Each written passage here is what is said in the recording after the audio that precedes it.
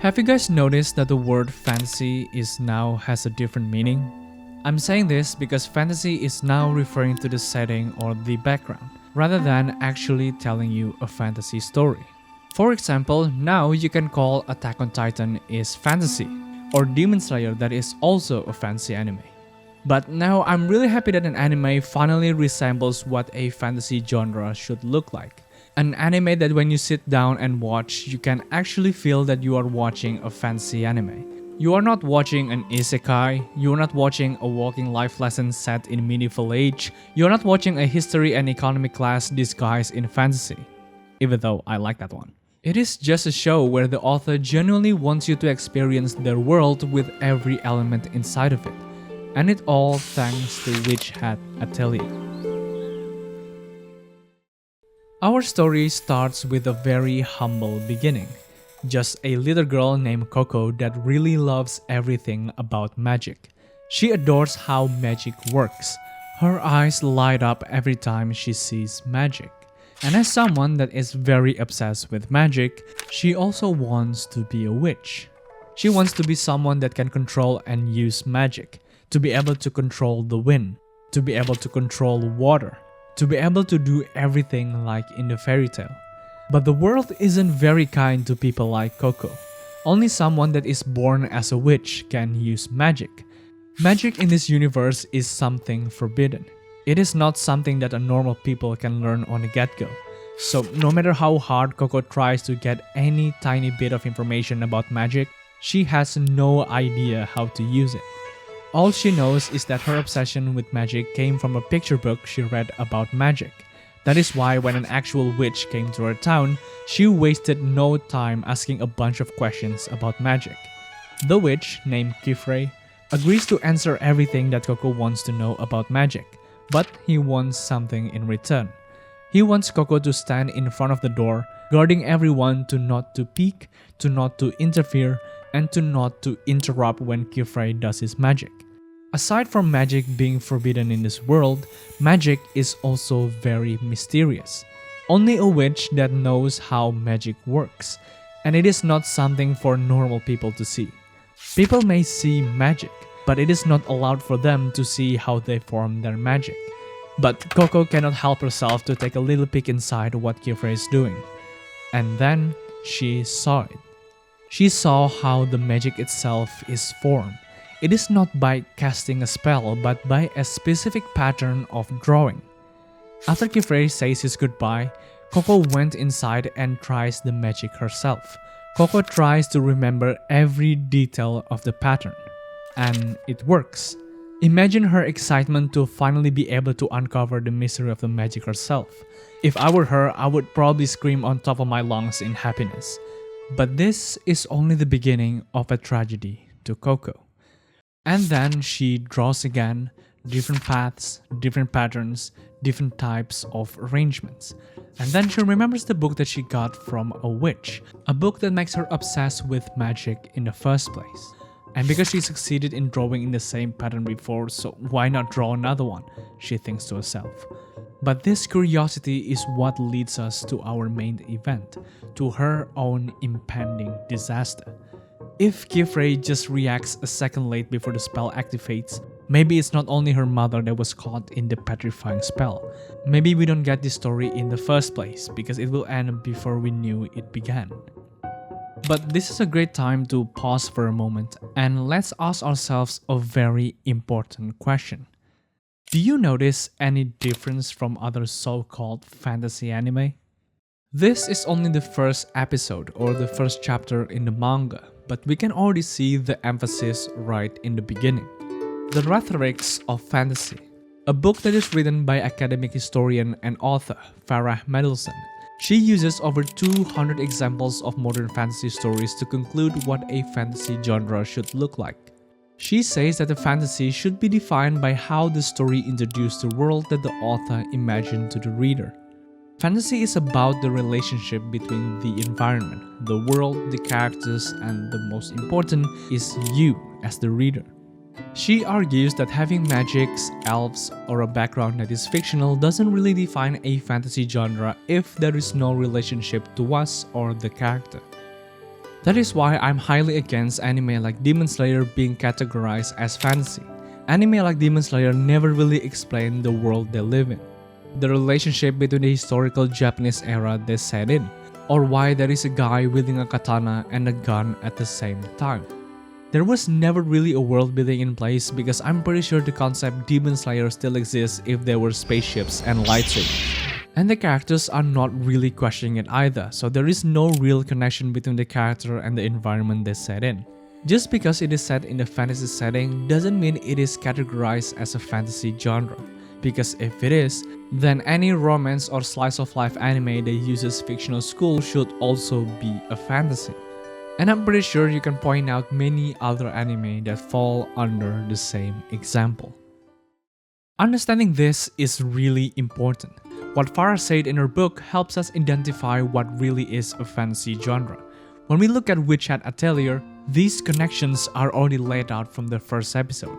We can easily tell by how they create the character of Coco. Coco's obsession about magic represents what the reader perceives about magic. I'm pretty sure everyone that watched fantasy or loves fantasy genre is because they are also love magic. I am myself gullible that I often imagine how convenient my life would be if I have magic powers, but let's not talk about that. Coco is us when we are discovering magic.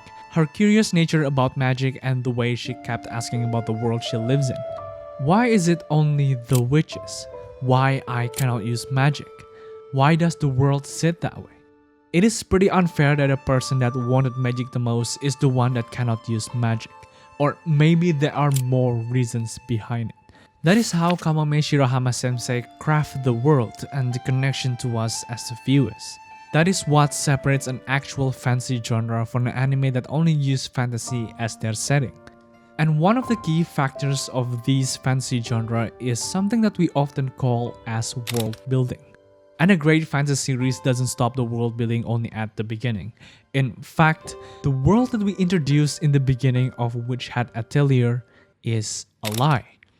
We know initially that the only ones that can use magic are the witches, but the incident that happened to Coco shows us that we know anyone can use magic.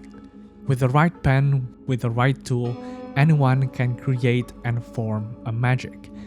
But this leaves us with a very big question. Why? Why the witch is trying to hide the knowledge of magic? Are the witches trying to control the power of the magic to themselves? Or maybe this is an attempt by the witch to minimize the risk of using magic. By allowing everyone to use magic, that means there will be much likely disastrous events like Coco happening to somebody else.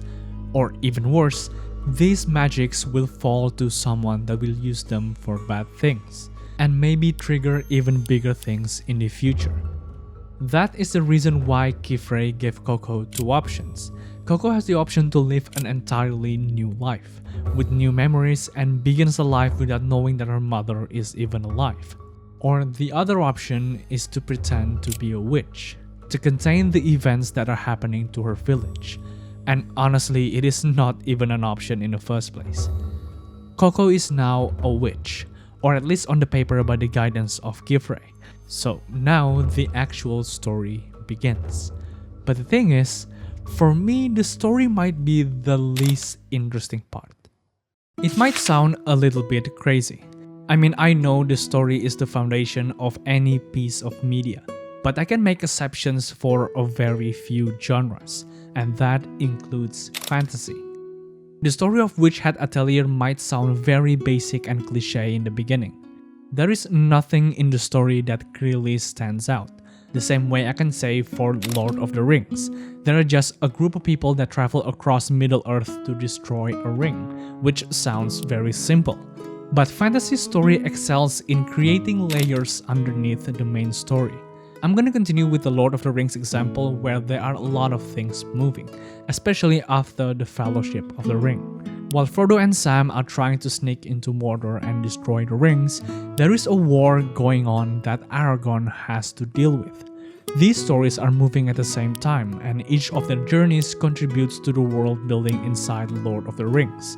Why the war is happening, how the ring is formed, it's all layers underneath the simple task to destroy a ring. That is why watching Lord of the Rings felt like the world is purposeful. There is an idea and thought behind every scene they built. The races that inhabit the world, the language they spoke, the geographical location each nation resides, everything meant something. Tolkien already has an idea of what the message he wants to embed in his story, and he carefully crafts the world to fill that message.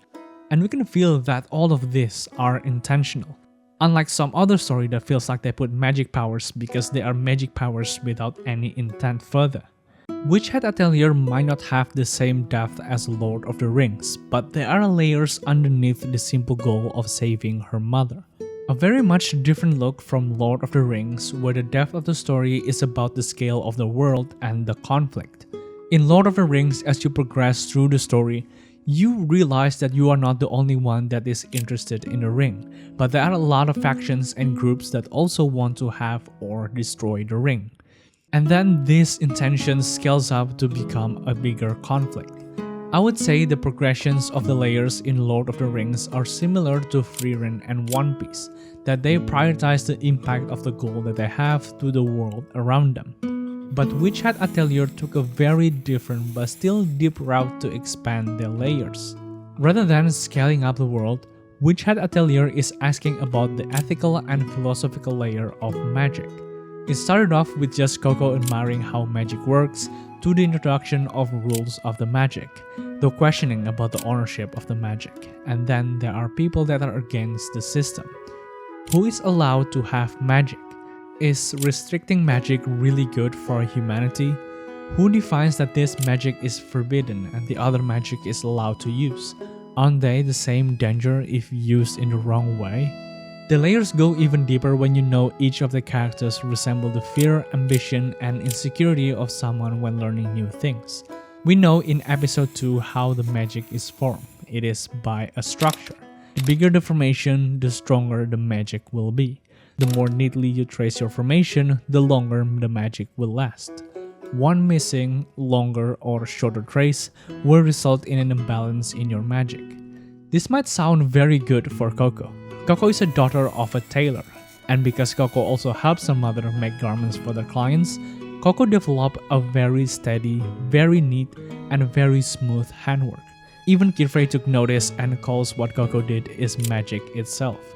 This will lay the foundation of Coco's ability to draw magic. And despite not being trained like other students, she will catch up eventually and possibly become one of the strongest witches. Well, that is from Coco's perspective.